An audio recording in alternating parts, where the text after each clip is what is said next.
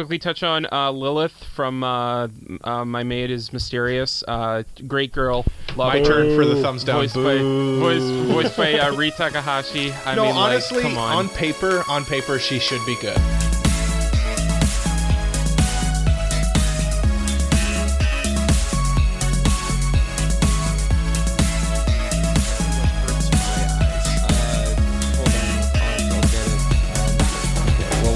Mari Krombu Weebs. My name is Cole. His name is Mike. His name is Jay. We like anime, and this is episode 43 of the Anime Protagonist podcast. And it's that time of the yearly quarter. It's our seasonal wrap-up time. We're wrapping up the season, telling you what we liked, what we didn't like. Yeah, baby. You know the drill. Yeah, but before we get into any of that, Mikey, my boy, what's on your mind? On my mind this week, I've been fighting for my rights to have my union. My brain just completely went blank when you put me on the spot there. That's how this goes. No, there's no way you could possibly know. I was going to ask you what was on your mind. I actually thought it was Jay this week, and I never get it right. So I should have known, because I never get it right, that it was going to be me. But I've been in union meetings all this week because I'm on my union negotiation teams. So, I've been in training and meetings and stuff like that, trying to negotiate my rights as a worker of the federal government. Goodness. I know, it's crazy. It's crazy. Learning a lot, though. It's very interesting. Getting to sit in a hotel conference room for like 8 hours. It's very, very exciting. Mm-hmm. And then on my mind also, it's just I've been seeing Cole buy all these figgies, all these nice anime figures, and it's making me a little jealous. I need some more plastic waifu figgies in my life. Yeah. Did you order any? No, I'm way too poor for that. Oh, well, hey, Mood. That's what financing's for, man. I know, but I need to buy a new car soon. Interest-free financing. You know my car, Cole. You know I should buy a car instead of plastic Your car's waifus. fine. Your car is fine. It'll live forever. You know it won't live forever? What? Waifus. Well, plastic ones waifus will. are eternal. No, the figures will break, and then you'll be sad. I'll be more sad don't- when my car breaks. Exactly. So don't get figures then? Yeah, Jay, why are you talking me out of figgies? Because You know this is an anime podcast, right? yeah, but I'm trying to help you be responsible because I'm not. Boo. Oh, that's boring. No way. Boo. If I'm not spending my money on manga, anime, or figgies, or Pokemon cards, or food, or alcohol, what's the point? Yeah, but guess what, Mike? Guess what? I inadvertently convinced you to be arguing for buying figgies. Oh, Jay. Oh, there it is. We had a discussion before the podcast that Jay is the most argumentative of the podcast, and he just used his argumentation skills to turn that one around on me. He flexed on us. Master. Yeah, that was absolute masterful big work. brain. Yeah. Yeah, I take back all my boos. That was well done. Well done, Jay. Galaxy brain by Jay. Speaking of Jay's galaxy brain, what's on your mind, Jay? What is on my mind? Today is Friday, and It is, and I am going to a wrestling show. If you tuned into SmackDown this week on TV, I was there, and it was probably fun. I had a good time. I have no idea. taking in a little wrestling, eh? Yeah.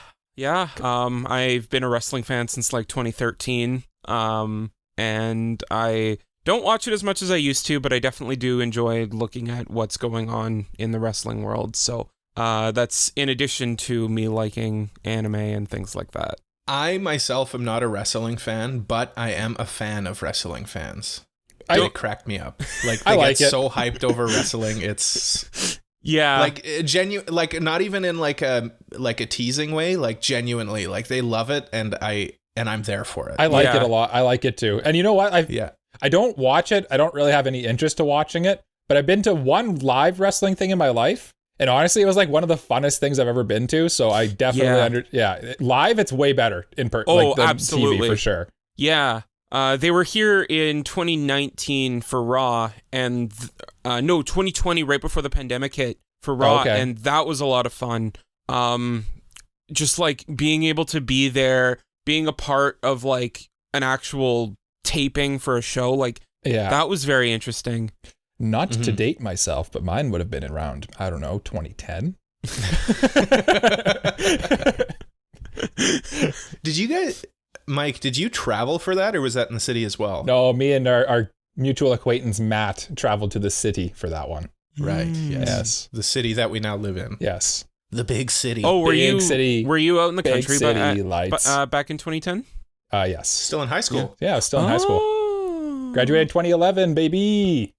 I'm going to make you guys feel old. I got into grade 7 in 2011.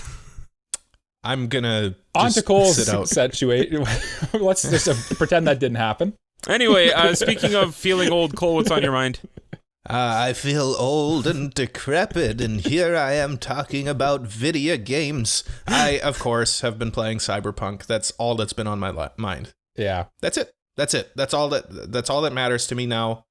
I'm quitting the podcast so that I can play this game full time. $1 in the jar. I kind of saw that coming, to be honest with you. So yeah, it's so much better now that it like works. Yeah, and it's such a like RPGs are so much fun. Oh, absolutely! Like I love it. You just build your own character. I've basically inadvertently built Lucy as my person. That doesn't surprise me. Like I'm a hackin person with a mono wire, and I'm just going around slashing people. Nice, it's so much fun. Yeah. Do you always turn the radio station to that song from Edge Runners? Which one? There's you can't see me shaking my head, but yes, I have that station on. Yeah. Have you gone and like found? Did you like? I know they put all the Cyberpunk Edge Runners characters into it recently with a patch. Did you like go and find like Rebecca's gun and stuff like that, and David's coat? I found Rebecca's big old shotgun, and that thing is a beast. When you shoot it, like you go flying backwards. Yeah, Rebecca's just really strong, right? Yeah, and I've got David's jacket too, but I don't wear David's jacket. No, but I have it. I have it if I wanted to. Yeah, I did the mission for that. And apparently there's some more stuff, but I haven't found them yet. Just plugging my way through the game. And if people are on the fence about it because they knew that there was like big controversy about it when it first came out, I say just go for it. It's a lot of fun. It's a fun game. Yeah, I feel like at this point they've fixed it enough, and I've definitely seen a ton of people like saying, "Oh, I'm gonna play it." Like Days Bunny in our Discord was mentioning that they went to go pick it up the other day, I think. Mm-hmm. Recommendation as well: if you're thinking I want the mantis arms because they look cool, don't get the monowire. It's way better. What's the mantis arms? Mantis arms are those blades that come out of your arms. Oh, like that. Like, okay, yeah. They look cooler, but the monowire is like the strongest melee weapon. It's insane. Like I one-shot people constantly. Including Adam Smasher? Not yet. I haven't found him yet. No, that's got to be the final boss. I would think. Him. Yeah, probably. I think so. Yeah. Anyway, that's what's on my mind. You know what else is on my mind? My random fact of the day. Week. Which is a week. Yes, Mike, you're right. Yeah. Did you guys know that a BBC radio announcer once stated that they did not have any news?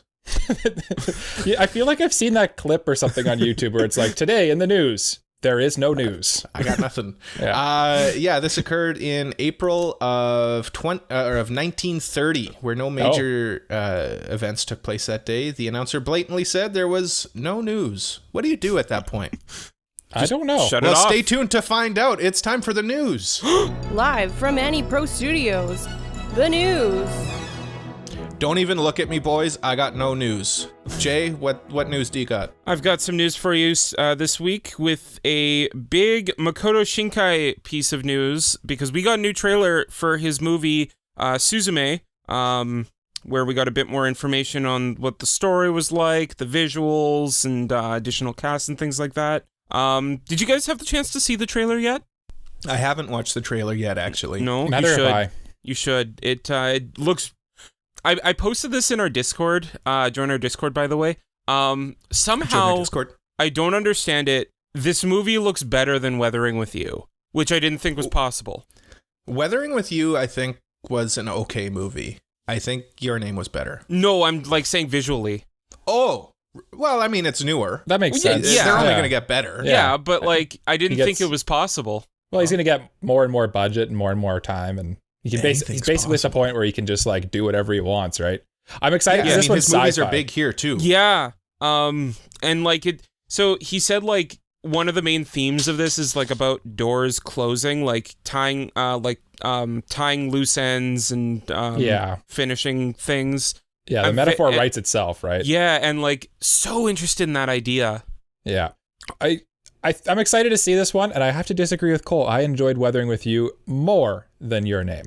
Yeah, honestly, I don't know whether here comes Mike with his hot take. Whether I liked Weathering with You or Your Name more, but let's just say this, boys. We finally got a glimpse of the boy, and oh yeah, it's a Makoto Shinkai film. Can you explain? Everyone look out. It's the boy. It's the boy. So there is romance, as every Makoto Shinkai film has. That's where Jay was going with that. Wow, yeah. Stop the presses.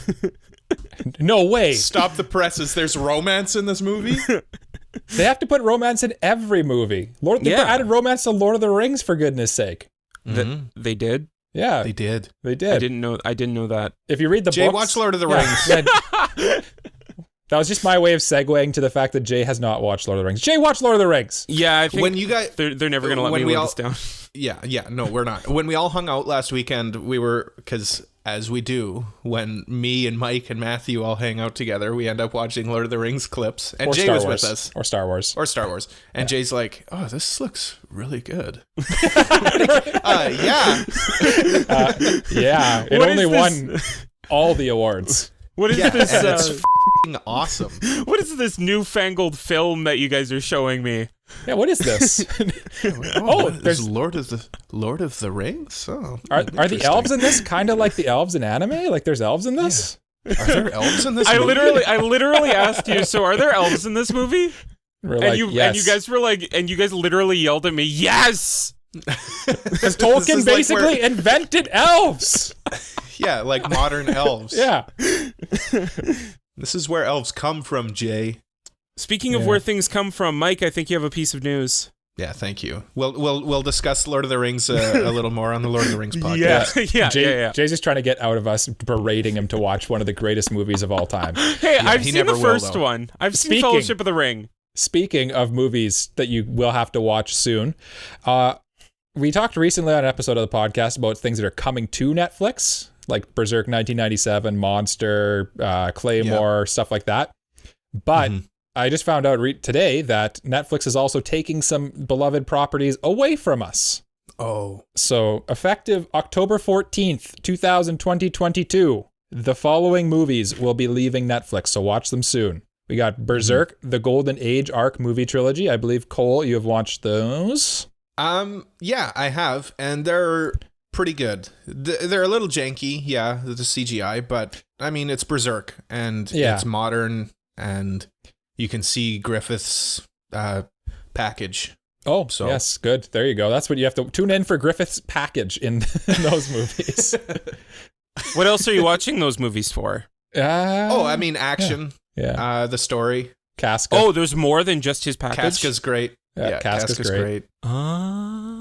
Also Griffith's package. Junk. Yeah. Griffith is really good. They're all really good characters. I've heard these ones are underrated too, so. I thought you were going to say Griffith's Junk is a good character. You know what? I would say that these ones are underrated because people confuse these movies with that like really bad CGI that they did the anime with. Yeah. This is nowhere near as bad. Like, this is watchable. Yeah. And I suggest everyone go watch it before it's removed. Also being removed. Or just read the manga. It's better anyway. Bleach movies, Fade to Black and Hellverse, came out in 2008 and 2010, are also leaving Netflix. I also saw today someone said that Bleach has left Crunchyroll today, but I didn't actually look into I didn't do any research on that. I did hear about that. Yes, it did. Yeah, so that's an ominous sign. Where's 1,000-Year Arc going? Jay, where do you think? We're here for your predictions, Jay, because you're right all the time, Jay. Yeah. I did predict Urusei Yatsura. I know, that's why I'm bugging you about it, because you let us know that you correctly predicted it too. Just has to rub it in our face, that's all it is. I don't even know. Come on, Jay. It's got to be Disney. Just say Disney. It's Disney. Yeah, but like they said it was being simulcast, so like if it's going to be on Disney, then Disney's simulcasting it, which I'm not against. They do that though for like Mandalorian and stuff like that. Yeah, but that's not. They have the system. Yeah, but that's not anime. That's their own property. Just because something's never been done before doesn't mean it can't happen, right? No, I know that, but that's not true. What I'm trying to say is like, unless they do that, which they could, I don't see it being Disney. Okay, but I don't know. Okay, so who do you see it I don't know. Jay, put your money down. Come on, Jay, make a prediction. Come on, Jay. Do it. Jay. Literally anything I say will be wrong. Jay. It's going to come out on Waka Name. It's going to come out on HBO Max and Crave TV. I knew it. Oh my goodness. That's a hot Yeah, there we go. That's a hot take. I like it. Lock it in. Place your life savings on betting on that. You know what, though? That would be the one I'd bet on because that you'd get a good payout. Jay, I like it. Yeah. Swing for the fences. I like it. Home run hitter, Jay. Shooting from the hip, my guy. Yeah. Shooting from the hip, what boys. else is being removed? What else is being removed from Netflix? One of our recommendations for gateway anime is leaving Netflix too, which is actually really unfortunate because Netflix is the perfect place for a gateway anime too. Because most people have Netflix, so you just tune into one of these. But you will no longer be able to tune into Death Note. Death Note is leaving Netflix. Weirdly, though, they are gaining the Death Note sequel movies, which is kind of strange to me, but... That's so weird considering they invested in making the movies. Yeah. You'd think they'd want to keep that license. It's also really funny thinking people who don't know about this will be like, yeah, go watch Death Note on Netflix. It's so good. And then they go watch the movie. Oh, yeah. Well, there's also like the animated movies, too. I forget what they're called. We talked about them on a previous episode. That's a shame, though. Electric... Not that. Yes. Another show that's leaving is Vampire Night. I didn't know anything about this one, but I've heard of it before. Jay, this feels like a show that I ask you for what it is. Yeah, it's a shoujo show. It's not good. Yeah, it's shoujo. It's not Jay good. Wouldn't like it. It's not good. Like even if you do like shoujo, it's not good. I had a friend who watched this. They said when they were younger. Yeah. Yeah. I don't know what that means, but. I know people who watch anime, and I've only ever heard of one person. Of course, now that we say that, we're gonna get a bunch of messages. I love Vampire Night. It's the best. Please do message us. I'd love to. Yeah. I might watch it. Yeah. I don't know, just because it's leaving, right? Yeah, pitch me on it. And then, unfortunately, this is too late because it leaves tomorrow as of recording. But Food Wars Shokugeki no Soma is off Netflix now too. That's wild. Those are some big properties leaving, right? Yeah. That's also crazy because they're for Jump Festa, they're doing like a 10-year anniversary thing. Yeah. So what I think probably happened is probably these properties got bought out by someone else, so they couldn't renew them, if that makes sense. Mm-hmm. Yeah. So there's probably big thing. I would guess there's things coming for each of these if I had to make a little prediction. Mm-hmm. There's Mikey's prediction. Yep. I'm trying to think of who owns these properties. I think Viz owns Death Note. Oh, I see what you're saying. Like the actual owners. Yeah. Food Wars I know is on Crunchyroll and High Dive, so it's kind of it's just on weird there, stuff. But no, never mind. Food Wars is Sentai, so never mind.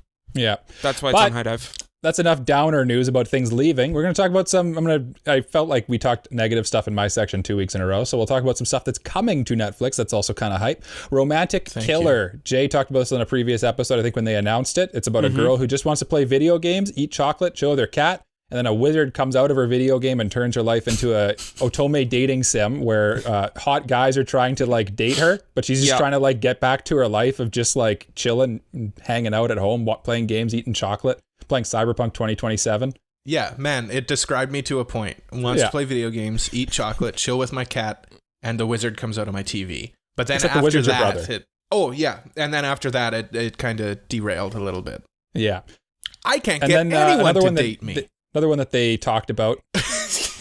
Oh, sorry, we had some lag from Cole there. Another one that's coming out is Exception. I sent this trailer to our Discord recently. I don't know if you guys remember watching the really awful looking CG trailer where it was like, it looked like anime Alien, where like there's so many like metaphors and stuff going on, but the CG is just like absolutely like 1996 reboot levels. Hold on, I want to look this up. Oh, okay. You can look it up while I'm talking about the next one. Way of the House Husband Season 2 is also coming to Netflix in January. A lot of people really like that. I read the manga for this one. It's pretty hype. I heard the anime is mostly just like basically still frames, panning shots and stuff. Like it's barely animated. Yeah, the reason that happened is because the author was basically made the creative choice to do that because he was like, I don't want my manga to move. Oh, that's a weird thing to say when you're making an animated television program. It's very strange, but he's like, yeah, I want very minimal movement in my anime. Okay, then. That's a weird choice. Weird flex, but okay. And then the last one I have here is Agretzko Season 5. I don't think you guys have watched Agretzko, but I've watched Season 1 and plan to watch more of it up to Season 5 for sure. I don't know. Agretzko's good. It's good hype. Watch it. Short episodes too. It's nice it's a good anime to watch after like a long day of work, because all she does is just complain about how terrible work is and then yell. So it's good. Yes. The typical complaining trend that people like to do after work. What? I feel like you're judging me. I felt like he was judging me too, but I don't know what he'd be judging me on. I'm not judging anyone. What? I love to complain about my job. Yeah, that's what everybody does. I love working. I love my job. I would never complain about it. Ever. Yeah. Did you watch the trailer, Cole? No, I haven't watched Agretzko at all, period. Oh, I was talking about Exception. No, I went to look for it, and then you guys got all laggy. Which means I got all laggy. Yeah. So then I quickly closed it. Good call. Gotcha. Other things that are good. Cole, what's your news for the week? I already said I got nothing. Oh, Game Corner. Let's go. Welcome to the Game Corner. Nicely done. That was good. Jay, we are on the same wavelength. Thank you, Cyberpunk Robot, for transitioning us to the Game Corner. And welcome to Jay's Game Corner. We have a couple of pieces of news for you this week, and I am very excited to share them with you because guess what, boys? Google Stadia is finally shutting down in 2023. Are we celebrating that? Yeah, what? Or? No. I don't know why I did that like that. Jay's just like, everyone come over. It's the Stadia shutting down party. People are losing their jobs. No, I mean, Stadia was such a... Sorry, Jay, finish your story and then we'll talk about Stadia. Yeah. So Google announced recently that their Stadia cloud gaming service will be shutting down on January 18th, 2023, and all of the hardware purchased through the Google Store will be refunded, and all refunds will be are planned to be completed by mid-January. The general manager and vice president of Stadia, Phil Harrison, explained that the reasoning behind the move is basically the platform didn't sell as well as they expected. Which is kind of obvious when, Yeah, it's tough breaking into that market. Yeah. Yeah. I used to play a game called Video Game Dev Studio Tycoon or something like that. Oh, Game Dev Tycoon? It's a really good game. Yeah, it's a really good game. Yeah. But in that game, they actually explain, like, it's fairly easy to make a game and get the game popular. But then when you have to convince someone to spend, like, hundreds of dollars on a console... Yeah. That you're probably already selling at cost or below. It's pretty tough to do. Yeah. Well, I mean, that's why Sega doesn't make consoles, but they still make games. Right. Yeah. So they're saying that people will still be able to access their game libraries, but because of issues with various publishers, they might have varying support and quality going forward. So yeah, no new updates, nothing like that. I'm assuming. And I think the Stadia was a little ahead of its time too. Like, I don't think we're quite ready to have a console that's solely dedicated to game streaming. Yeah. Well, we talked about one last week. We did. Yeah, well, we'll see how well that does too. Yeah. It's exciting until it comes out and then it kind of bombs. It was VR too, wasn't it? This Stadia thing? No, it was just a little thing that you put on your TV stand. The other thing too with the Stadia, I think it would have sold better. And this is pure, like, you guys are, I'm going to say this and you guys are going to be like, Cole, you're nuts. It would have sold better if it was physically bigger. Oh, really? Because people are easily tricked into thinking that something is of higher quality if it's bigger and heavier. It's true. It is a thing. And the Stadia, when you get the Stadia, it's small and kind of cheap appearing. When in reality, that's all it needs to be to do what it was doing. Mm-hmm. But I think if it was a little more heavy duty, I think people would have been more ready to purchase it and invest in it. What is the Google? Like, what does it look like? It's like a little cube. It's like 3 inches by 3 inches, I think. Oh, just like a little Chromecast type thing? Mm-hmm. Oh, interesting. Yeah, which for like us, like we know that that's all it needs to be. It doesn't need to be some big thing, but... I don't know. Speaking on to what you were just saying, that's kind of... I'm looking at pictures of it now, and it is a little unsatisfying to look at. It's basically just a controller. Yeah. Yeah. Yeah. And then a little box you put behind your TV. That doesn't even look like there's a box. It just looks like it's basically like a little Chromecast you plug into the HDMI. And that is disappointing to me. I'm going to cry now. You're right. No, I'm thinking of something else. Because, the Stadia is just strictly through your Chromecast. Yeah, I think so. No, it looks like it. You can stream it through your Chromecast, but it's just like a streaming service, basically. And then the hardware that they sold was just like a controller that they made specifically for the Stadia, but you can just use an Xbox controller, so what's the point? It's true. Yeah. And the Xbox controller is a nice controller. It is. Not as nice as my DualSense, but next story. Speaking of things that are nice to look at, we got a brand new Pokemon that was revealed, coming back to Pokemon Scarlet and Violet news. Hold on. I'm taking exception with the phrase nice to look at. Yeah. I like looking at this Pokemon. I don't know what Cole's talking about. Yeah, I don't know what you're talking about, Cole. Keep going then. So this new Pokemon looks very eerily similar to Diglett, but they claim that it's in no way related to Diglett. This Pokemon is called Wiglett. So it's called Wiglett? Ooh. Wait, Ooh, I don't like that. They actually said that it's not at all related to Diglett? They did. Oh, that's weird. Because literally in the trailer, they show it next to a Diglett. Yep, but it's and not. Is he just wiggling? The little garden eel is wiggling. But Jay, please, let's stop interrupting you. Yeah, so he's the garden eel Pokemon, and it's a water type. It looks very weirdly like Diglett, but is not related at all, they say. That's just a mere coincidence. I can't place my finger on it, but I don't like Wiglett. I don't like him at all. No? He's wiggly. He's like a tentacle. Yeah. I don't like him. But you guys do, so talk about him. He reminds me of when you go to the aquarium and you see what it's based on, the garden eels, and they're just in the water and they're just like doing the little like wiggle. I don't know. They're just kind of moving in the breeze, but it's underwater. I usually avoid those. Really? You don't like them? They scare me. They make me want to eat them a little bit. I don't know. Something about them makes me want to just like pluck them, and I don't know. I think they'd be tasty. I don't know. That's a very strange reaction. Just being real with you, my guy. Just being real with you. Hey, man. No, this podcast doubles as therapy for us. Yeah. You know what? You do you, man. I will. Yeah. I do. Yeah. I do me. Yeah, and we can do you in the mailbag. Wait, what was that? Time for the mailbag.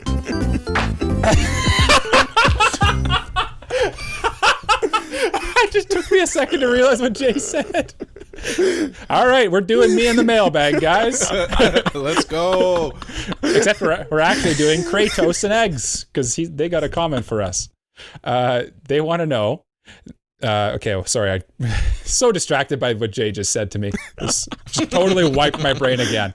My question for this week is topical to the end of the season. And this is going to be a little teaser for what's coming up after our break. But what series did you go into the season with high hopes, but it disappointed? I'll go first. For me, or maybe we'll do both of them in one go here. Just a quick little shot. And then the second question is, what series did you go into with low? Basically, what was one you had low expectations for, and then it impressed you, and which one did you have high expectations for, but it disappointed you? That's what they want to know. Mm-hmm. For me, the high hopes, but it disappointed, I would go Devil is a Part-Timer Season 2. I had a sneaky feeling, but I was pretty high on this coming into the season. I think I said it was going to be my show of the year, my show of the season, actually. You did, yeah. Which it did not end up being that, I can tell you that much. I don't feel like that's spoilers. And then what show did I go into this season with low hopes, but it impressed me? It would definitely be Isekai Oji-san or Uncle from Another World. Just because I watched that show just because I heard people were liking it. And then I just was like, what is this? It's great. Yeah. Which one do you want to go next? Cole? I would echo your low hopes, but impressed. That show is so funny. Yeah, it is. It really is. Oh, you started watching it, Cole? Oh, yeah. Yeah. Oh, cool. Oh, yeah, big time. Jay, you're the only one who hasn't. Yeah. And it's weird because it has like one of the best elves I've seen in anime in a while, honestly. Yeah. Really good elf tsundere. Yeah. Really good. Yeah. But with what did I have high hopes, but it disappointed? Despite having a short-haired, dark-skinned maid, the maid I hired as Mysterious was... I got one episode in, and that was dropped. That was one episode too much. That was too much for me. What was it? Just too ecchi for you? Like too horny? No, it was just we talked about it once before, and the whole premise of the show could be summed up with the boy likes the maid but doesn't really realize it, and then he's constantly thinking that the maid is making him like him, and it's just that over and over and over again. And it wore thin. It wore out its welcome after the first 3 times it did that in the first episode. Oh yeah, those are always does it. Yeah. What about you, Jay? So for a show that I had really no hopes for and really impressed me, I would say Yakuza's Guide to Babysitting. When I looked at the poster, I labeled it as it's just another show, whatever. The guy takes care of girl, whatever. But it actually has a lot of heart behind it, and it really drew me in over the course of the series. And I'll definitely talk about this show a lot more later on after our break and our main topic. But yeah, I was really, really excited by how much I ended up enjoying it. And then for shows that I went in with high hopes and was disappointed by, I think I'm going to say Classroom of the Elite for that one, only because as a light novel reader, the majority of the series or the majority of the season didn't live up to what I thought that it could have. Mm-hmm. That said, though, I know that a lot of people did like the anime, and if you did, that's awesome. I was actually, I almost put this as my low hopes, but it impressed me. Yeah. But we'll talk more about Classroom of the Elite in our main thing, because I do have some things I want to say about it. Man, for sure. Jay's just coming in with the spoilers for after the break. Yeah, exactly. Just for people who are going to tune in after the break, we're not going to talk any actual hardcore spoilers during our awards. Just so speak for yourself. Yeah. I'm spoiling everything. Yeah, I'm spoiling all my shows. I'm not. Don't turn it off. Don't turn it off. Keep listening. You just stopped them. They're just about to hit the stop button.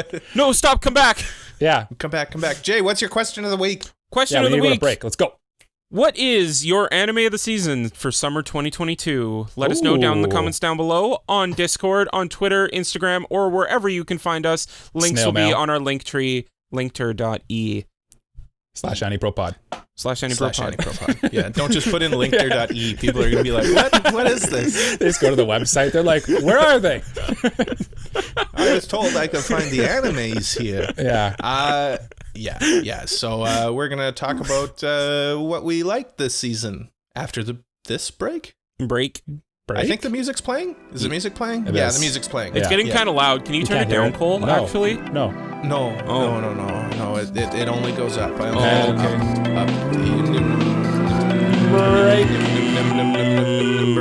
Break.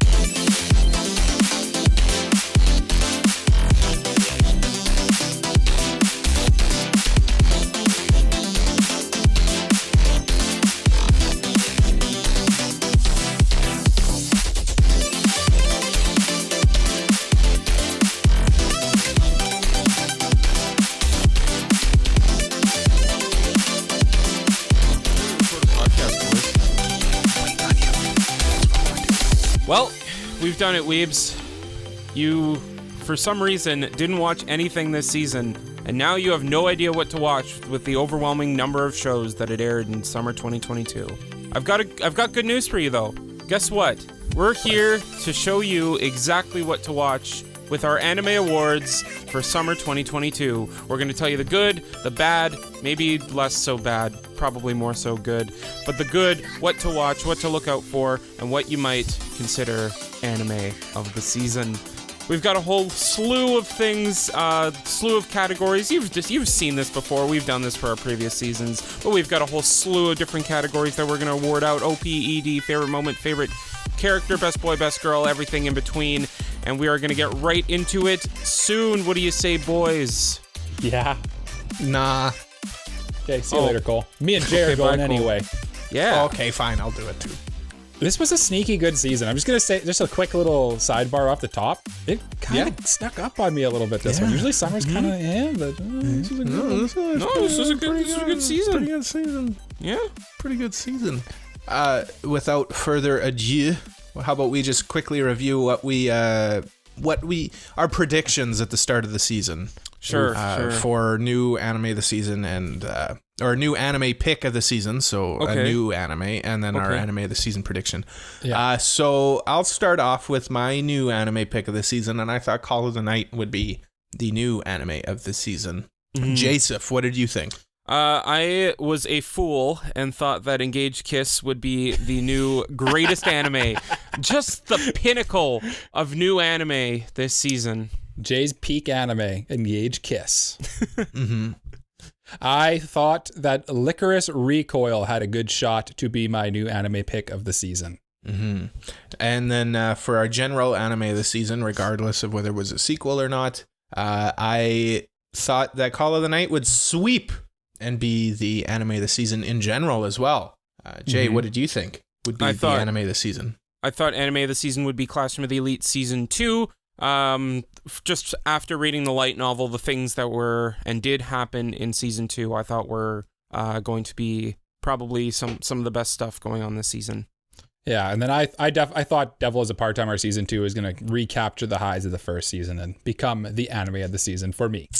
Yeah, and you guys already kind of said before the break how you actually felt about them, but it didn't. We'll recap those as we move along, I think. Yeah. Okay. Yeah. Yeah. So let's go into OPs of the season. There were some OPs this season. They opened shows.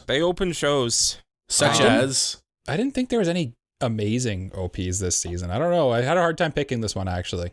I had a very easy time picking this one. I had a very easy time picking too. I'll get to it.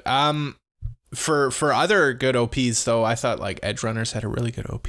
Edge Runners had a good OP. Edge Runners was good. We talked about that last week. Like we said last week though, it didn't really. I don't know. It wasn't the best OP I've ever seen. You know what I mean? Like it didn't really capture me, but it was good. It was definitely good. It was very good. It had all of the nice foreshadowing. It had all of the cool, triggery, like abstract visuals to it. The coloring was good. Like look, if you want to hear a more in-depth discussion of what we thought of the Edge Runners OP, go check out our review. We have that posted on here as well. It's true. We had a review that was just last week. We have a whole section in our reviews where we talk about OPs and EDs. Yeah. Some other good ones. Maybe how was the Overlord OP? What? Well, just thinking. Okay, Overlord was a good OP actually. Was it? Yeah. Yeah, maybe one of the better ones. Would I say it's better than season 3's? Maybe not. I mean, Veracity is kind of hard to top. Right, but Hall of Hunger is pretty good. It is good. Finally, Pandora's actor gets his moment in the OP, and that was nice. That was nice. It was good. Overlord OPs are generally pretty good OPs. Yeah. They're kind of goated with the sauce, as the kids would say. Speaking of saucy ones, Licorice Recoil had a pretty good OP too. I like that one. The problem with that one for me was the song. The song didn't really do it. I think that's. I was just going to say, I think that's just how it was for a lot of the shows this season. Yeah. The OPs didn't really have like great songs, but they might have had like fun visuals or something. Yeah. Licorice Recoil in general, and I think this is part of like the OP kind of encapsulates this. I wouldn't say it has an identity problem because it is what it is. Like it knows that that's what it's doing, but is it cute girls or is it action? Yes. It's both. It's both. And that's the OP. The OP is the same thing. I mean, we get some good cute shots. We get some good action shots. I like the action shot where they kick each other in the butt at the end, and Chisato does it nice and light, and then Takina does it very hard, and it's like it's good. It's just not great. Yeah, that's how you and I kick each other in the butt. Yeah. Call of the Night is obviously a really good OP too. That one was definitely in the competition for my anime or my OP of the season. Obviously, it's a really good one. I mean, it was my OP of the season. Oh! Jay didn't like it. Yeah, don't even start. Let me say about why it's good and why Jay's wrong. First of all, in general, Call of the Night has the most interesting use of colors out of any anime this season, period. Nazuna looks great. Ko looks great. All of the vampires look great. It's a lot of fun. Song is good. Jay, the song is good. No, it is not. The song is good. The song is a good song. It's so weird. It's so weird. Why is it weird? Because it's good? No, it just sounds so weird. I don't know. It makes me cringe. Jay doesn't like good things. Jay doesn't like good things. He said this about that Edge Runner song last week too, the one that made him think of Rugrats, but it's like actually such a cool and groovy song. It reminded me of Rugrats. Yeah. And I still can't find the thing to show you guys why, but it does. Because it's all in your head, Jay. It's in your head. No, it's not. It's in your head. No, it is not. Call of the Night's a good choice for OP of the season, though. Call of the Night's really good. Creepy Nuts is good. Yeah. I like the scene where they're all falling out of the sky. Yeah. That's good. I like I like the start of the OP where it just like it only shows Ko's eyes and Nazana's eyes, but they're like in like a monochromatic like single colors. So like Nazana is pink and I think Ko is like blue or something. I don't know. It's just cool. It's just so cool. It's cool. It's cool. That's my. There's another show that we're going to talk about soon that has an OP where there's like some good face/eye shots in it. I think Jay might talk about it a bit later, but Devil's a Part-Timer Season 2. That OP is very skippable. There's nothing really, I didn't really see any reason to, it didn't capture me at all to just put that out there. Kind of just like the rest of the show, it just kind of like, it started off good and then it just kind of like, you just kind of slowly lose a bit of interest to it. With that though, I'm going to talk about my OP of the season, which was the OP for Made in Abyss Season 2. It is called Katachi by Riko Azuna. This song, I know you guys haven't heard it or seen it or anything, but this song is such a bop. It's like this like cool like groovy song with like this cool like weird, I don't even know, like a harpsichord going on, or I don't even know what you call that, like a melodica or something.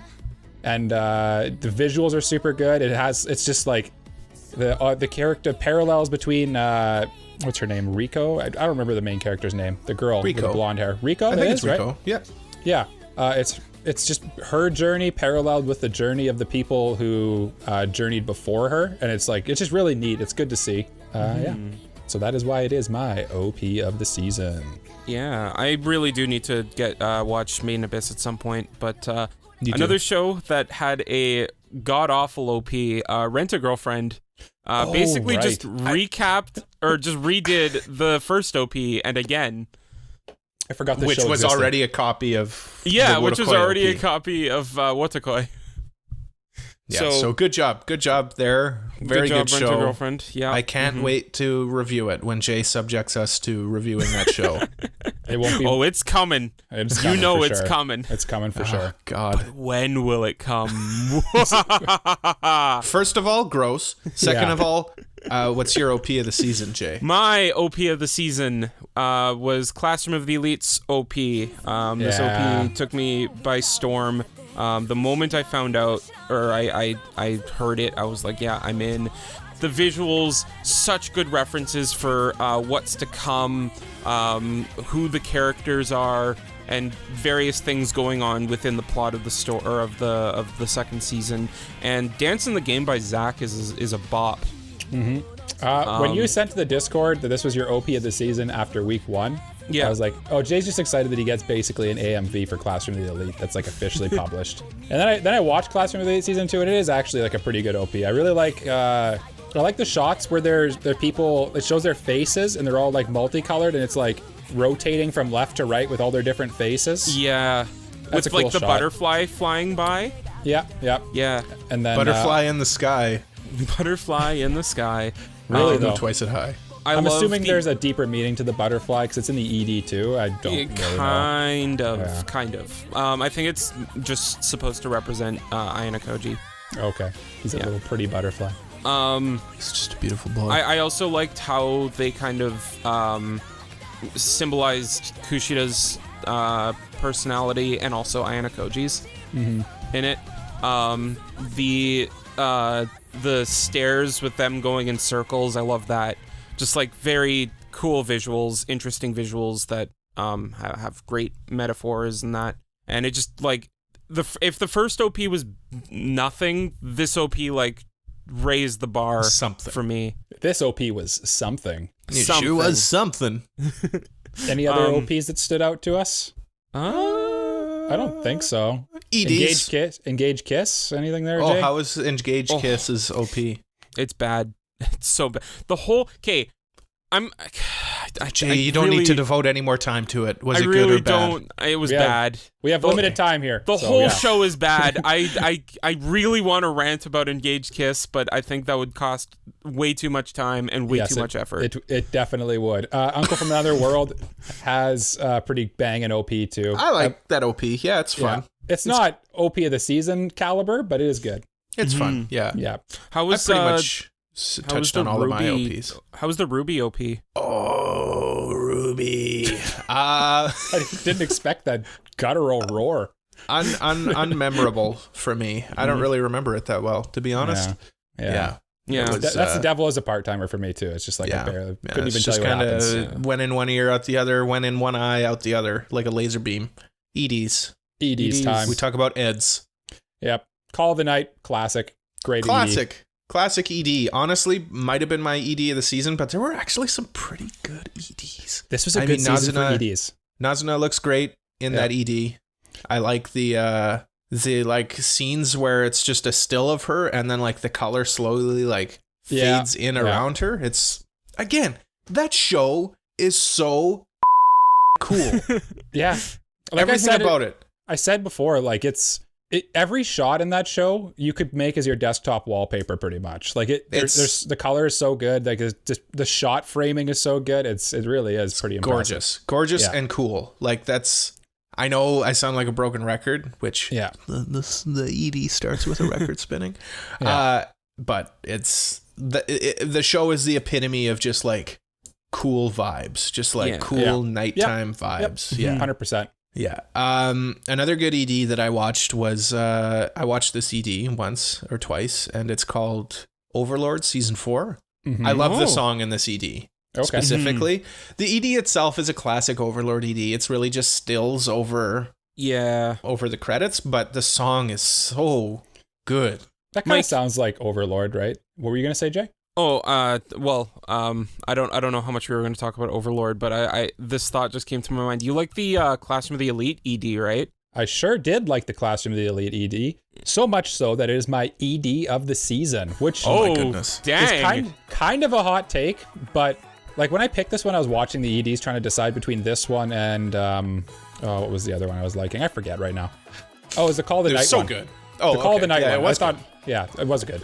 But at the end, I don't know what, I think it's just the song for the ED for Classroom of the Elite Season 2. I don't know. It's just cool. It's just like this like groovy song that reminds me of like, it takes me back to watching Inuyasha on Toonami as a kid. Like there's that one like EDM song that comes on. It's just like cool and groovy. And the art is really neat. It's like most EDs. It's just basically panning shots on like these still characters or something, but they just did a good job of it, and you can tell that there's a lot of like symbolism in how they put this into there. Like at the end, Ai and Koji's standing at the top of the stairs, and what's her name, Kiyotaka's staring up at him. Not Kiyotaka, K, Karuizawa, other K. No, that's my my ED of the season, Classroom of the Elite Season 2. Very good ED. I agree with that because the song is really good. And like every character is like kind of chilling on the stairs in a way that is very in character for them. Like you see Arisu just kind of like sitting at the top, like she's above everyone, things like that. That's how Michael sits on stairs too. Yeah. Well, Mike is genuinely above everyone else. It's true. I'm very tall. Yeah. Licorice Recoil, I don't remember the ED at all. Devil is a Part-Timer Season 2, the ED's meh. There's some nice shots, but it feels weird because you're staring at a teenager with in like suggestive poses. I like the Licorice Recoil one. You kind of brushed over that one. It was cute. It's a cute ED. It's better than the OP for sure, I'd say. But yes, I would agree with that. Yeah. It is cute. That's pretty much it. Yeah. I'm going to be honest. For the shows that I watched this season, none of the EDs really like stood out as something spectacular to me. And I guess it's because all of the good EDs were in shows I wasn't watching this season. But of the shows that I did watch, I'd say my ED of the season was from Parallel World Pharmacy, just for the song. The emotion behind the singer's voice is so great. and like it's just something that I could really feel from listening to it, and I really liked it. Out of every song that of all the ED songs, this is the only one that I actually like went and downloaded and saved in my playlist on Spotify. So okay, it's the only one. Only one. Jay's historically not an ED guy though. Another one that kind of stood out to me a little bit was the Made in Abyss ED. I know you guys don't know much about it, but it's just not quite enough for me to. It's just a black screen with like some kind of like abstract. It looks like a Windows Media Player like visualizer thing almost. They just went to Windows Movie Maker and just whipped something up in like 5 minutes. Almost. There is like a significance to it, but it's not. I don't know. It was nice, but it's not ED of the season caliber. Yeah. Edge Runners was pretty good though. It was pretty good. In fact, it was my ED of the season. To be honest, like it was. I had a feeling it was gonna be. The song was good. The visuals were good. How you guys didn't fawn over this as much as I do is beyond me. I think it's the perfect ED, especially it hits different after you finish the show as well. Like when you realize what it is and what it represents. It's so devastating. Yeah. And beautiful and so good. And again, the color palette of that is so good. Listen, you put purples and blues and pinks in your ED, you're probably gonna get a vote from me because I'm just a sucker for that stuff. Absolutely. Yeah. You're a huge sucker for colors. Listen, I like me my colors. I'm like a baby. Yeah, me too. Yeah, no, it's such a good ED.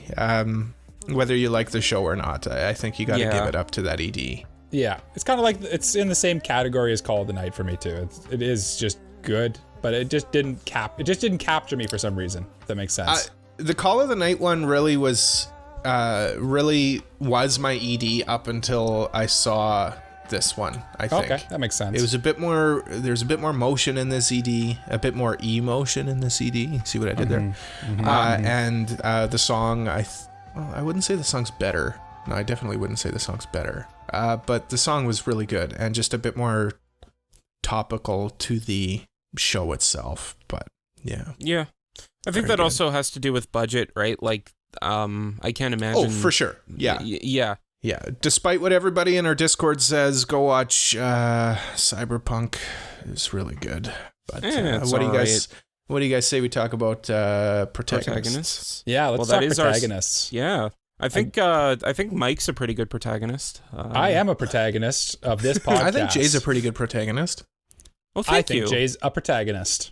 Mm-hmm. Oh, okay. I'll leave. That's pretty good. Oh, like from our rating. I see. Thank you. Yeah. You know what? Cole's a protagonist. Thank you. Yeah. You're welcome. Yeah. Can we stop this now and continue talking about our awards? I'll allow it. Okay. I'm just running through shows I watched. Devil is a Part-Timer. I feel like doesn't count a little bit. For some reason, I just don't count it for best protagonist. I don't know why. Like, Maou-sama is not good enough of a protagonist to really count. He's kind of static, isn't he? Like, as a character. Yeah, but he's a good boy. He does some cool stuff. Yeah. It's just, I don't know. It didn't strike true to my heart. That's fair. Jay, what's a show you watched this season with a protagonist in it? You know who's a terrible protagonist? I feel like there's gonna be some shade thrown here. Go ahead. Well, actually, I have two now. The lead in Engaged Kiss is awful. He does absolutely nothing. Yeah. I haven't seen the show, and I probably could have told you that. Yeah. And the main character in Rent-A-Girlfriend is also. I feel like that's just facts. Like god awful. Yeah. That's just a fact. He's universally hated. He's a simp. Yeah, absolutely. Kazuma or whatever. Kazuya. Yeah. Licorice Recoil had some good protagonists in it. Both of them. Mm-hmm. Yeah. Sato and the black-haired one. Mm-hmm. Takina. Thank you. Yeah. Both of them were very good. Yeah, I liked their buddy cop personas that they had. You know, they were kind of opposites, but played off each other really well. It's a tried and true formula, but it works. Exactly. Listen, I've seen Lethal Weapon. I know how it works. Yeah. Have you seen John Wick? I've seen the first John Wick, yeah. Gotta watch John Wick, cool. You gotta watch Lord of the Rings, Jay. Yeah, Jay, watch Lord of the Rings. We're done with this. Let's move on. Some other really good protagonists. I mean, would you say Ainzul Gon is a protagonist or an antagonist? I'd say he's the protagonist. He's a villain, but he's the protagonist. He's the protagonist of the story. Yeah. He's always fun too. Any of the people in Nazarick are fun, despite them being like terribly, terribly evil. Yeah. It's a good show that's just, I feel like it's carried by the characters. The characters in that show are great, right? Characters and world building in that, for sure. Yeah.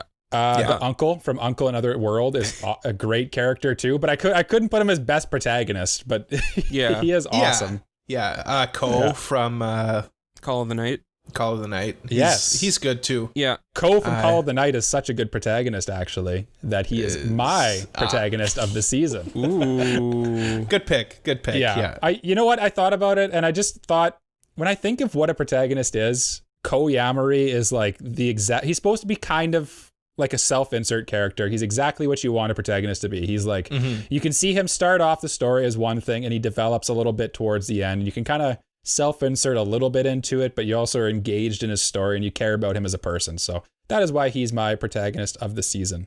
Yeah, he's also wiser than his years, which I appreciate. Like he gives people who are older than him advice so often, and it's nice. It's fun. I like that. Yeah. Yeah. I also thought that Ayano from Classroom of the Elite was an interesting protagonist. He sure is a protagonist, especially in season 2. He steps it up in season 2 for sure. Did he become more than just a blank canvas? Yes. Are you sure? Yeah, because he actually in the second season, this is not really spoilers, but they start going into him basically. You can kind of tell, I don't know if this is something that's true to the light novel or not, but he starts to actually talk about how he's like, I kind of want to feel something a little bit. Yeah.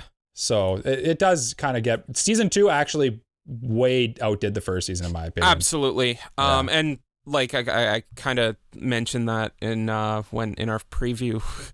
It's better. But that's kind of Ayano Koji's one of his motivations for getting into this school. He wants to be more than just like a machine that's just smarts. Other good protagonists. I'm just trying to move us along. We have a lot to talk about here. Guys, Belle from Danmachi was this season.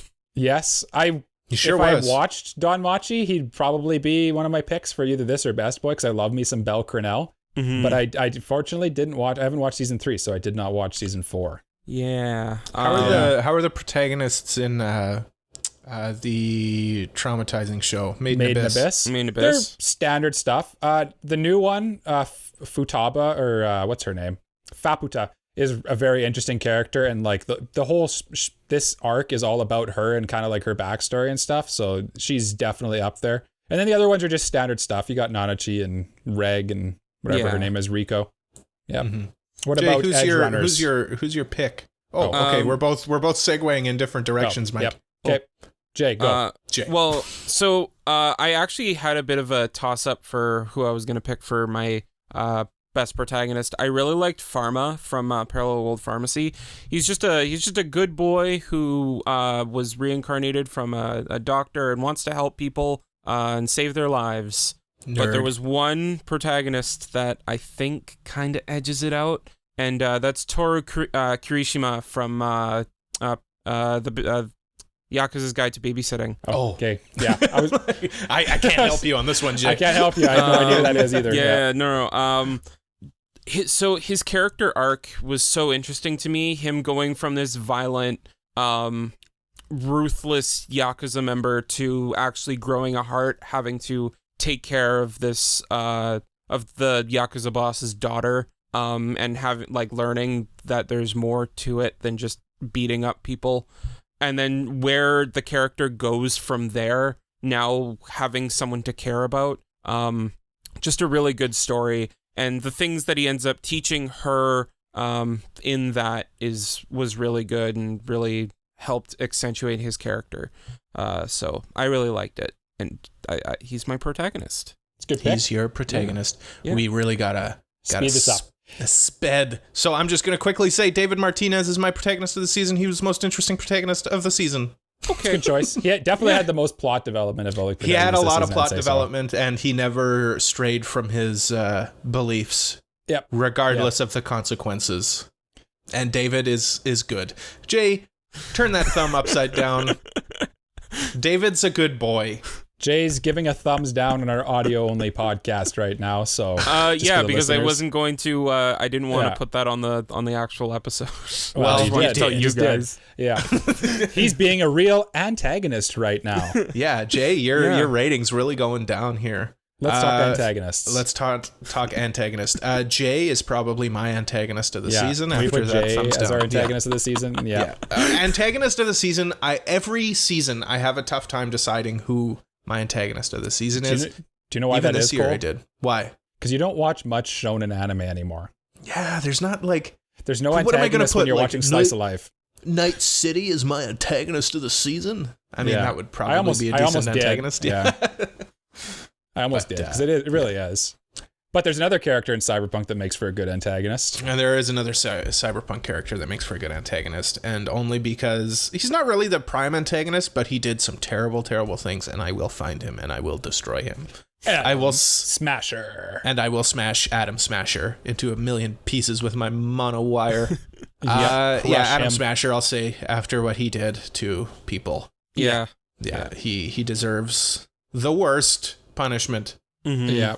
I mean, he is kind of a cyborg stuck in a metal body, so like that is a punishment in and of itself, but I can free him of that by punishing him more. Yeah. He deserves more. He did bad things. He did some terrible things. Yeah. Mm-hmm. Yeah. There's not a ton of antagonists this season, honestly, so it was a tough one for me. Like I said, I almost put, what's his name the city from Edge Runners. Yeah. There's no good antagonists in lots of the shows I watched. I almost put the guy from Licorice Recoil just by default. Because towards the end, there's that guy with the green hair or whatever. But it's like, whatever. I don't really care about him. Yeah, I mean, he's kind of just like the opposite of Chisato. That's pretty much it. Yeah, it's not, you don't really like hate him or anything, right? So it's kind of like whatever. You kind of understand him, which makes for an interesting antagonist, I guess. Anyway, Mike, keep going. Sorry, I don't mean to derail you. No, for sure. My antagonist of the season, though, ended up being Faraday from Cyberpunk Edge Runners. That's like the dude with the multiple eyes. Yeah, that's a good one. That actually kind of like runs things behind the scenes. That's a good one. And ends up like, I guess we don't want to do spoilers, right? So yeah. And Faraday, the 3-eyed guy or 4-eyed guy. 4-eyed guy. Yeah, like you. From Cyberpunk. Yeah, he's like you. 4 eyes. Like you. Yeah, that's why you picked him. Yeah. Hey, Jay, you antagonist. Who's your antagonist of the season? My antagonist of the season is Kakeru Ryuen from Classroom of the Elite. Just, everything that happened in season 2 comes down to things that he did a lot of the time. Especially like looking at episode 11 leading into episode 12 and what he did. Just like great antagonist. I love to hate him. Yeah, exactly. That's what a good antagonist is, right? Yeah. Mm-hmm. Yeah. No, it's always fun having just like the mustard twirling. Just spinning his mustard. Mustache twirling villain. That's a lot of fun. I do like those villains from time to time. I also like the Private Eye from Call of the Night. Yeah, I couldn't really decide if she was an antagonist or not. It's kind of a weird one. Yeah, she was only really in like episode 11? Yeah. That's pretty much it. But that's more of a manga thing, I guess. That's kind of one of my... If there was a 13th episode, she'd be the antagonist. I don't think that's much of a spoiler. Yeah. Okay. Yeah. That was kind of one of my things about Call of the Night that I kind of put down as like a negative, is it just felt like every episode had its character and then you never see them again almost. Yeah, it just stops. Yeah. And then it just ends. Yeah. But listen, we'll talk about that on the Call of the Night podcast. Which will come up soon. I'm sure. Is a review coming, Cole? Is that what you're insinuating? We can't review it. It's too new. It's too new. Why not? Yeah. Why not? We reviewed Edge Runners. Well, fine then. We'll review it next week, Jay. Actually, because Cole will have power eventually. I will have power eventually. Eventually, his power will restore. Mm-hmm. Let's talk some Best Boys, I think. Best Boys. Did Jay ever say his? I don't remember. My brain's mush right now. Yeah, Jay said. It was the Ryuen guy. Right. Okay. Yep. Yeah, Dragon Boy. Yep, Dragon Man. I remembered. Now you actually get it. I remembered. Well, I didn't get it because I didn't watch it, but no, Mike gets it because the Dragon Boy thing was used in the show. They do say that in the show. Yep. He was actually. Almost put him as mine too because he was probably like one of the only actual antagonists this season. Mm-hmm. Yeah. Listen, we're out of the antagonist section and we're into the best boy section, and there were some good boys like Ko from Call of the Night. Mm-hmm. He was a good boy. He was a good boy. Pandora's actor is, of course, always fun, but I think Pandora's actor is more carried by his voice. He's so outrageous. I think you really you're just a Pandora's actor fan. I think I might get a Pandora's actor figure if I can find one. You should. That'd be a good figure. What if you get a Pandora's actor bumper sticker for your car? Oh, a peeker? Yeah. There you go. Yeah, that would be good. I like that. But my best boy of the season, I'm not going to beat around the bush. It's David Martinez once again. Yeah. What a good boy. There's a lot of overlap. There's a lot of overlap with this protagonist. He's a dog. DAWG. Yeah, he do be a dog. Yeah, he's awesome. David Martinez is great.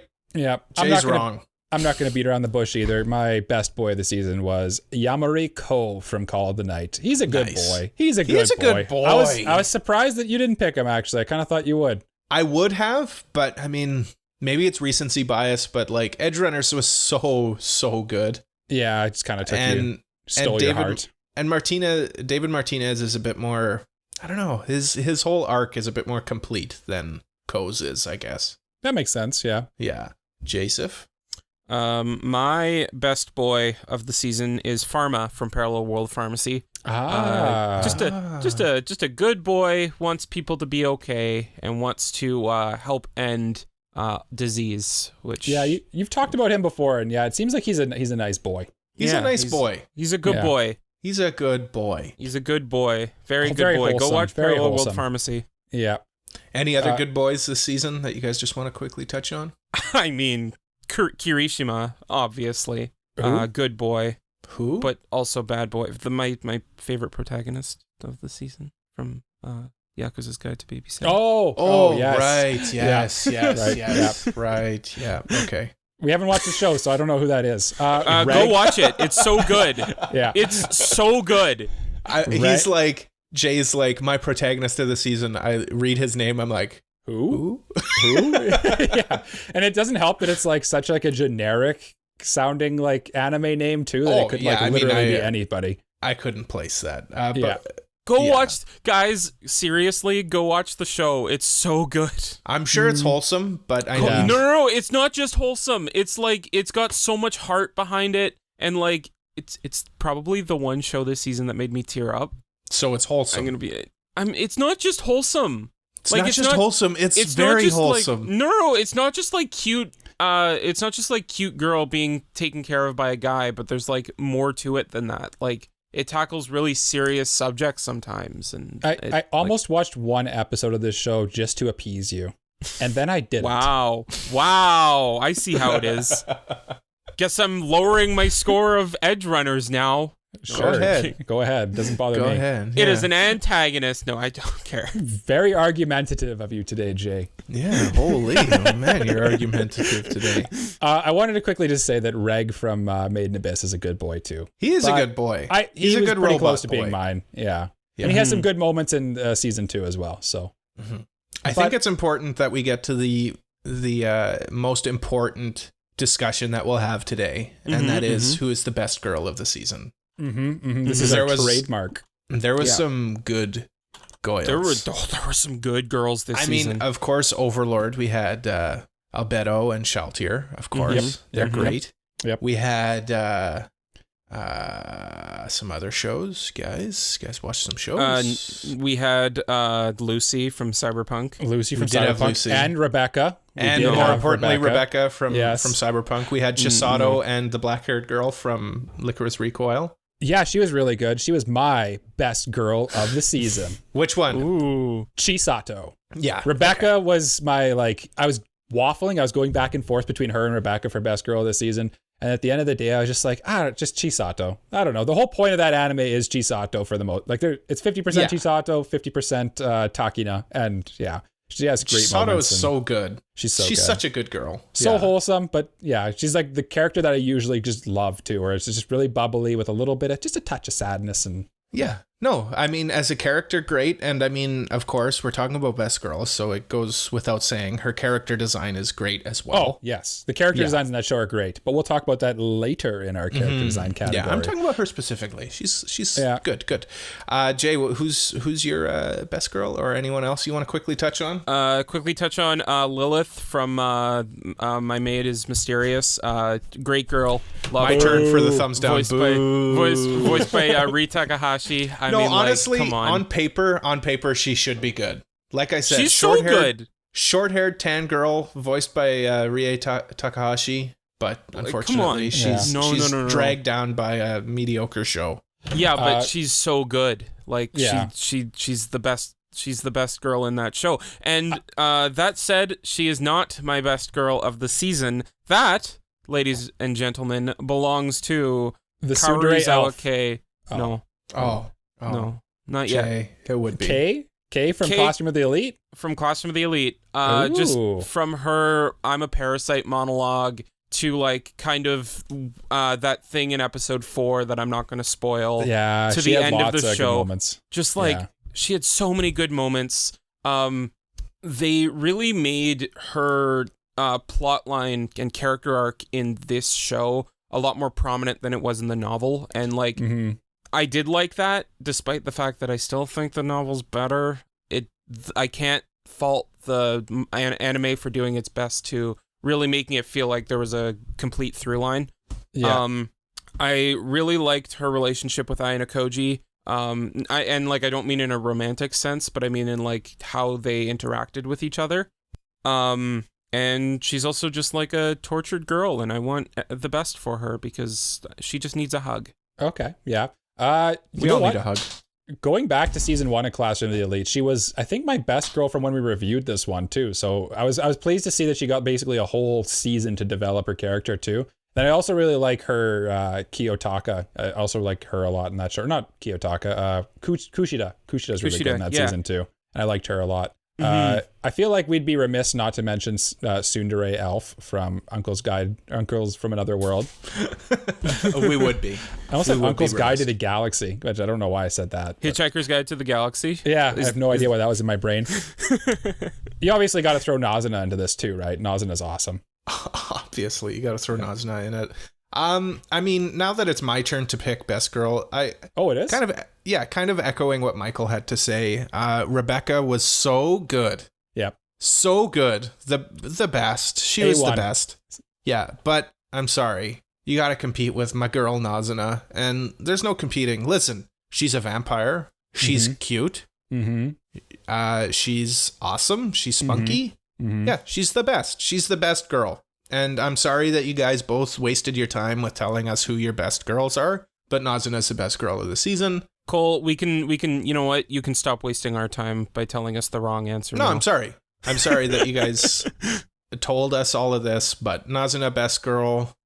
And, yeah. On to the next one? On to the next one. Biggest surprise. Yeah, biggest surprise. Biggest surprise of the season for me. I'm not going to tell you yet. I'm going to talk about other. You know what? I can't even think of any other ones right now. My biggest surprise for this season was and this is going to mean absolutely nothing to you, and I can't go any deeper into it because it is big, huge, massive, honkin' thick boy spoilies for Maid of the Abyss season 2. But the whole backstory of the village and Faputa and all that stuff, and like the adventure, basically all of Maid in Abyss season 2 was just one surprise after the other, but mainly. Go ahead, Jay. I think I know what you're talking about. You might, yeah. But like, yeah, what is actually going on there when they finally like drop the cloak and reveal? It's like, oh my goodness, that's messed up. Which is just Made in Abyss in a nutshell, right? Is you could just say, oh my gosh, that is messed up, and that sums up the whole show. So yeah, if you know what I'm talking about, you know what I'm talking about, and you're probably crying right now. What about you guys? What are your biggest surprises of this season? Again, this is one of those things where I think you just have to pick one. Like there's not, sorry, just a peek behind the curtain here. Michael is literally dying.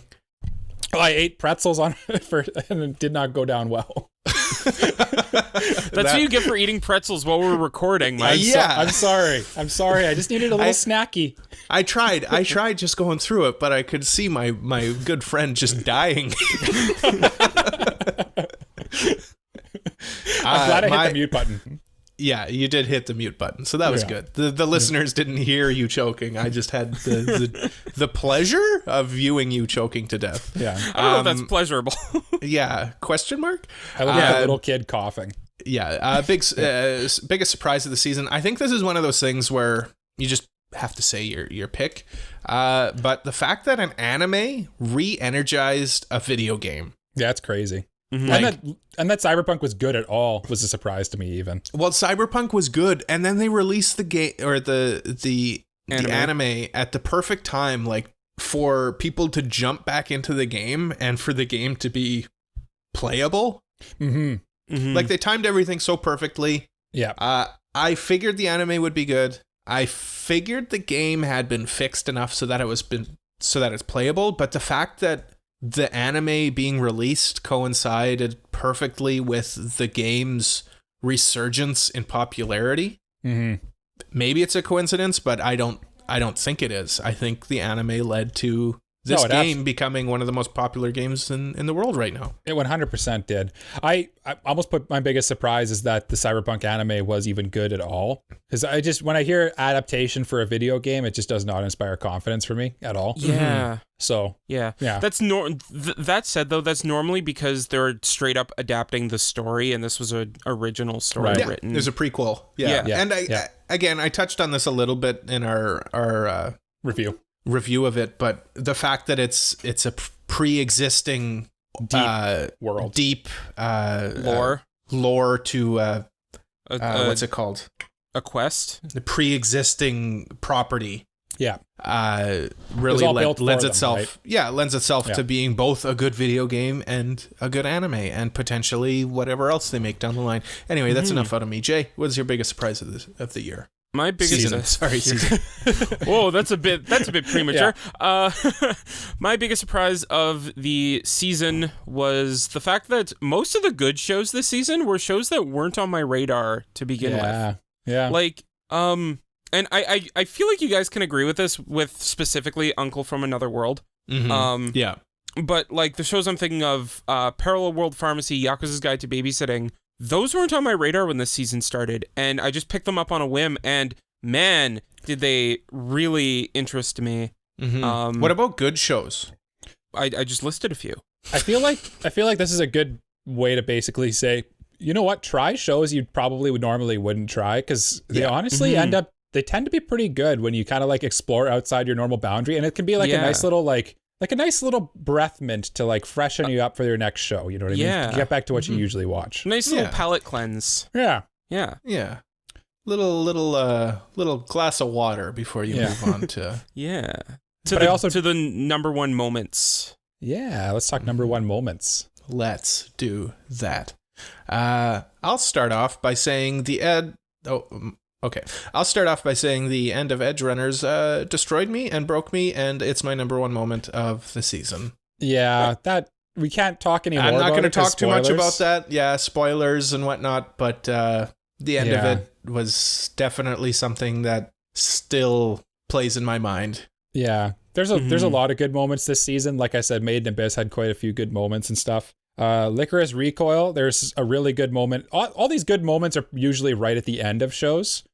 Mm-hmm. But like at the end of Licorice Recoil, there's a good one too. The end of Call of the Night, there's another good moment that I almost thought about putting as mine. But I actually also went with an Edge Runners moment. I went with the early moon scene from Edge Runners as my moment. That was a good scene. It is really good. Scene. Yeah. Very wholesome. Very like, it felt real to me too. It felt like a real like moment that could happen in like reality. It didn't feel too anime-y, I guess. I don't know. It was a really nice, well-written part of the show, and the visuals matched. That was the first really good instance of their relationship really solidifying, and you really got to see that they are going to become important to each other.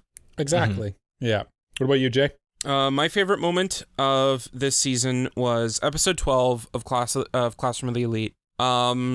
Just the whole episode? the whole episode, I knew going in that this was probably the most hype moment of the season, because I read it in the light novel, and let me tell you, boys, they delivered and then some for this episode. It was a good episode. From the way it was told to the fight choreography, which like I would say is like Naruto level, honestly. Like fight choreography was great. It was better than Naruto level. That's very bold takes from both of you. Yeah. And honestly, when it was happening, you're both when it was canceled. happening, it took me by surprise. I actually I'm like sitting there. I'm like, what is happening right now? This is awesome. It was so okay. Like no spoilers, I knew Jake. it was going to happen, but like then I got to it and I was like, they did it. They made it. They did it. It looked so good. They clearly filmed like a real fight or did like a lot of research there. Yeah. It might even be rotoscoped. And like the sound effects for all the like hitting and all that, like it sounded so good too. And you could tell as well they were saving the animation for it. The lighting made it so dynamic and interesting, just like how it was lit. And the build up too. The build up to it as well. Everything about it. Everything about this entire episode was so good. I just like I can't sing the praises of this episode enough. And it was my number one moment. And the moment I saw it, I was like, there's nothing's gonna beat this. Yep. Do we want to talk about some animations, or do you guys have other surprise or other moments that you want to talk about? No, they all pale in comparison to mine. And mine. Sure. Best animation. Just really dive into this one super quick. My pick is Licorice Recoil. Came out of nowhere for me in terms of animation, but it's the little things that count with this one. It's the little hand motions and the facial expressions and the hair blowing in the breeze. And the way their clothes move as well. Like, it's all those little things that add up to it being like a captivating show visually. And I mean, it's also a good show story-wise as well. But for me, Licorice Recoil really came out of nowhere. If we were talking about strictly direction, I mean, Call of the Night is a great direction-wise show. Arguably prettier too, but it's not better animated. It's not better animated. No, exactly. Yeah, it's just got those really nice like monogatari movements, which is because of the director. Yeah.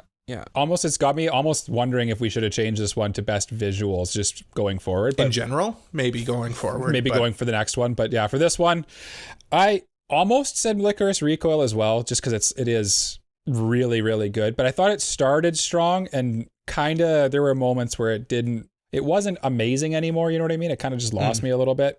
It kind of just like set in. Yeah, they just kind of like phoned it in for some parts, I felt. I don't know. It just didn't. Yeah. There are shots in it where the Sakuga is like, wow, that looks really good. But Made in Abyss season 2 was start to finish, every episode, every second was meaningful. Everything like worked really well. All the animation flowed great. Everything like looked really sharp and good. There was clearly there was almost no shots where it was just like someone standing there with like a panning thing, which is kind of a pet peeve of mine. Made in Abyss season 2, best animation for me this season. Okay.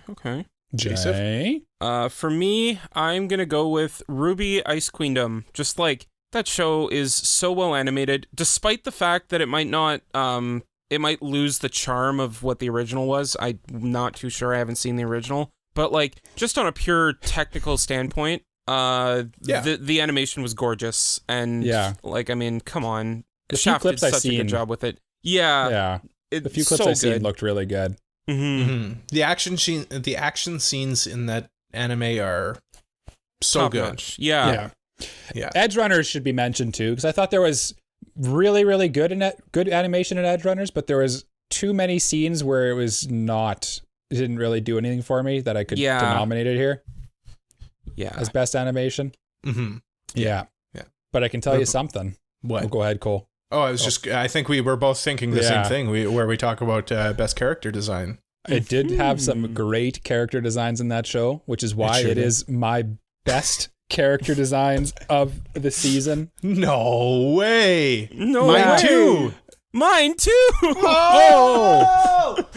No way. I mean, go figure. Like, Trigger had a field day with being able to design characters in a cyberpunk universe. Like, they could do whatever they wanted. And it's And they stuck to their guns too. The lolly stays, and thank goodness the lolly stayed. Yeah. And like they weren't bound by there was no source material that they had to adapt, right? So they could just make cool characters is what their whole thing was, which is why my honorable mention for this category was Licorice Recoil too. Sure. It's just the character designs are a little less flashy, but like they're all really good at the same time. They all look beautiful. Oh yeah. I mean, Licorice Recoil really had like the whole appeal of Licorice Recoil is cute girls doing like cool action things, and the girls in it were very cute. Yep. Yeah. And the story's good too, obviously, but that's not what we're talking about. Yeah. We're talking about character design. Yeah. Full disclosure, before I changed my opinion and changed my award, I was going to give this to Engage Kiss because like this and animation to Engage Kiss. Yeah. Because it was well animated and the character design was really good. But then I thought about it and I was like, do I really want to give this show the light of day? Do I really want to give any awards to this show? No, screw that. I'm changing my award and I'm giving it to Cyberpunk Edgerunners because it actually had good designs and it was actually pretty decent. Jay, you know what? Jay, one word to you, Jay. Lucy. Oh, yeah. I thought you were going to say that was pure spite out of Jay right there. No, that was agreement out of Jay. But Lucy, No, I mean he was spiting Engage Kiss. Yeah. Lucy in terms of character and waifu designs is top notch. Second to none. Honestly. Top notch. Yeah. I love her design. They nailed it. Yeah. Absolutely. The other thing I wanted to say about Jay's little take there on Engage Kiss is the character designs in that show, at least that girl with the pink hair and I don't know, just in general, it almost got me to watch it just to see what those characters look like in motion. So I could see why you almost put it. Mm-hmm. Yeah, but that show is garbage. Of course, I should mention Call of the Night in terms of character designs. They're great character designs, but they were designed by the mangaka. So in principle, I cannot... Yeah, I cannot. I know you guys disagree with my take there, but Jay that's agrees. Just my take. No, I agree. Oh, okay. Mike disagrees. Yeah, I agree somewhat, but like you can't fault something. No, for you having still. Yeah, a good I get basis, it. Right? I get it. Like they still have to animate the character and stick to model and all of that, but it's just my thing. You give bonus points to the ones that are original, right? Yeah, exactly. And also, like, I mean, anime will also have a different designer in general. So like if they're able to change the design but still make it true to the character, like I'm thinking of JoJo's, for example. The designs themselves are obviously Araki's, but like Part 5 has a completely different design from Part 4, right? Right. So right. Or Dororo. Yeah, or Dororo. Yeah, or Dororo. How about we talk about anime of the season though? The big hitter category. Let's go. The big hitter. Mike, I'm curious because you haven't filled out yours, so I really want to see what your anime of the season is. You really want to see what my anime of the season is, I really want to see what your anime of the season is. Well, let me tell you guys after you tell me your anime of the season. Oh, okay. Mine was a toss-up, honestly, between Cyberpunk Edgerunners and what I ultimately picked. Cyberpunk Edgerunners was so good. Yeah. But I gotta stick to what's in my heart and what Jay. I don't need any smart ass comments from you right now. I didn't make any comments. No, I saw you though. Give me the old sign. He's doing this. He's doing the smirk too. The J smirk, signature smirk. My anime of the season is Call of the Night. It was good. It was so good from start to finish. The direction in it was. Honestly, the director for Call of the Night was one of the directors for Monogatari, and I think he might be one of my favorite directors, period, in film, in TV, in anything. Like, he's just so interesting. He uses the medium of anime the way that it should be used. Like, he'll change the color palette of a scene if something's more tense. He'll completely change how a scene looks. Not just in terms of the way the camera moves, but in how the camera picks up color, and it's he's just very creative, and that's what gives it the edge for me for anime this season. I'm glad you stuck to your guns and didn't like Edgerunners was really good, but you've been raving about Call of the Night since before it came out, and then I didn't want you to get swept up with the recency bias, so I'm glad you stuck to your guns. I mean, even though Edgerunners is deserved. right? Edge Runners is very, very good. And the fact that I didn't pick it kind of hurts a little bit because I feel like it should be... Jay, I feel like it should be it should be up for anime of the season because it's so good. And the fact that it might not be in our year-end anime of the year hurts my heart a little bit. Yeah.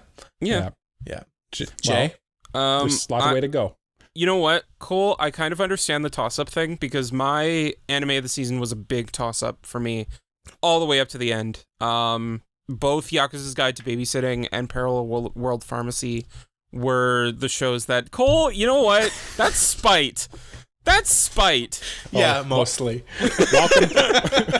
Welcome to the Spite Cast. Jay, sorry, keep going. Yeah. So, it was a big toss-up, and both shows were so good. But, like, at the end of the day, I had to think, okay, what was the show that really made me think, I'm really excited for the next episode, made me think this is a show that was really made for me, and a show that really made me feel like I was learning something as well. Oh. Dr. Stone, Ruisui. And that was, you're very close with the doctor, Parallel World Pharmacy. Oh. Just like where they took the story, how they treated various diseases and illnesses. Mike, I see what you're doing. Please just put your hand down. Let me finish. This is the hottest take of the podcast. Yeah, I know. We keep doing Jay. The whole time we were talking about Edge Runners was giving us like the sound with his hands. So me and Cole just spitefully keep doing that as Jay talks. Yep. It was just so good. And more people need to watch it because it was so you know what, Jay? Underrated. Because you picked it as your anime of the season, I will watch at least one episode of this show. And if I hate it, I will tell you. Good. Good. Don't worry. You will hear about it. Also watch Yakuza's Guide to Babysitting because that show is my runner-up. That was my I'd probably watch Yakuza's Guide to Babysitting before this because honestly, you are literally the only person I know who's talked about this show. But it's so good. It's so good. They're both so good. Mikey? Well, I wanted to save mine for last because I had a feeling Cole was not going to... I had a feeling he was going to go with his hard and pick Call of the Night there. So that leaves Edge Runners sitting right open for me to pick as my anime of the season. It's just sitting there waiting to be picked, but I'm not going to pick it. Yes, I'm going to pick Made in Abyss Season 2 as my anime of the season. Because honestly, kind of like what Jay said with the Parallel Pharmacy one, when I think back, every week I watched this show and there was not a moment I looked away to look at my phone. There was not a time I watched an episode and at the end wasn't just sitting there like, you know that feeling that you got at the end of Edge Runners where you're like, what the heck did I just watch? Mm-hmm. That's every episode of Made in Abyss. And at the end of the day, the animation took a little bit better for me. The soundtrack is better. The OP was better. It's just... At the end of the day, I just have to go with my heart and pick Made in Abyss. As traumatic as it is, it really held me captive for this season, and it is my anime of the season. Runner up, Edge Runners. Maybe we'll find a way to smudge the numbers and include it. Find a way to put it in there.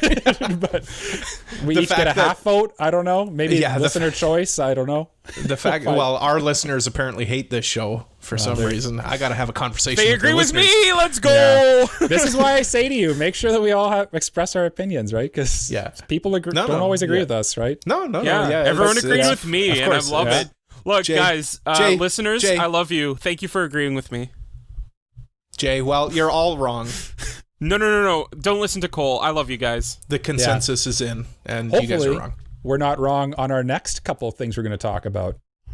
Our new anime picks and our new anime of the season predictions? Yeah. Okay, well, who wants to lead off? We'll just go in the same order that we did initially. So our new anime picks of the season, I go without any hesitation at all, as I hesitate slightly. Chainsaw Man. It's going to be the new anime of the season.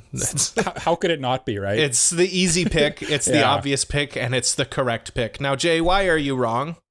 Tell us how you're wrong. Tell us why I'll tell you why I'm right. Else. I picked something else, and I picked Blue Lock. I think this show is going to take the world by storm, and nobody realizes it yet. Nobody's going to watch this because it's about soccer. Yeah, but it's such an interesting take on soccer that hasn't really been done before. It looks stylish too. I'll actually kind of like just barely gets to that starting line, but Blue Lock just kind of takes it to another level, and I'm so excited for people to actually experience it because it's so good.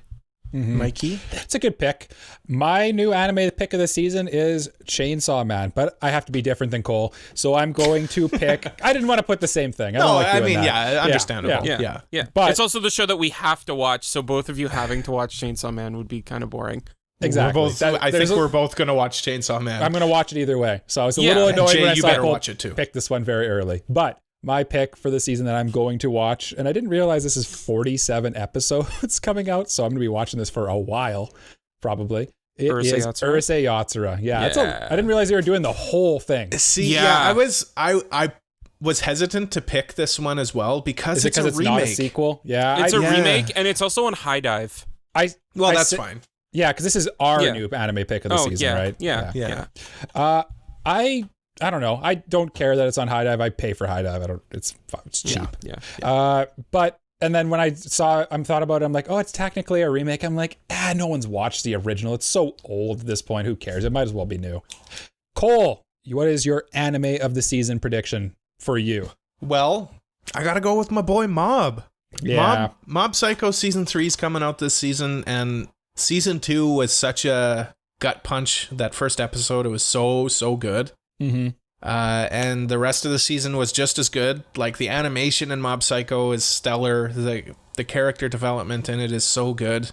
I know what I'm getting into with Chainsaw Man, and I could know what I'm getting into with Mob if I read the web manga or web thing. I kind of assumed you had, actually. No, I haven't. And maybe that's for the best for me because I don't know what I'm getting into, but I'm going to go with my gut and say, Mob Psycho 100 season 3 is going to be the anime of the season prediction. It's a sneaky good pick because that is a sneaky good pick. It's the finale of Mob Psycho, and it seems like it's only getting better the further it goes. So and let me just say, the fact that it's a sneaky good pick is a tragedy. Because Mob Psycho is so good. Well, we're saying sneaky good pick, but it's the second most anticipated anime of the next season. So let's I know, and it lives in the shadow of its older brother in One Punch Man. Like, I get that, but the fact that I have to like remind some people, like I'm in another Discord on the Discords, and I had to remind people like, hey, don't forget Mob Psycho's coming out.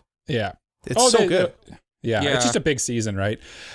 Jay, what is your anime of the season prediction? My anime of the season prediction, and this is going to be very similar to what Cole did last season. I'm picking Blue Lock. Oh, you can't pick this. Oh, okay, whatever.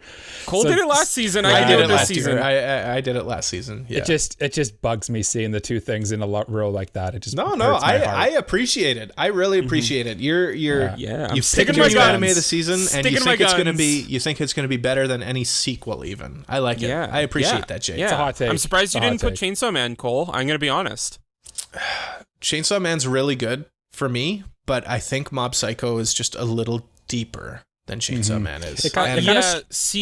Before everybody like goes off on me, I love Chainsaw Man, but Mob Psycho has more to it. Mob strokes the Cole ego a little bit more. Gross and true. I was thinking of putting Chainsaw Man for my anime of the season, but the more I thought about it, the more I was like, it's not Jay. Yeah, it's probably going to be like the consensual or like the general consensus anime of the season. Would you say it's like the normie pick of the season? I think so. Is that why it's your anime of the season? Yeah, because it's my anime of the season prediction as the resident normie. Yeah. Full disclosure, Michael did not put in his anime of the season, but as soon as he said, "Is it the normie pick?" I knew. Yeah, I knew it was going to be his. Cole, we both knew. Yeah.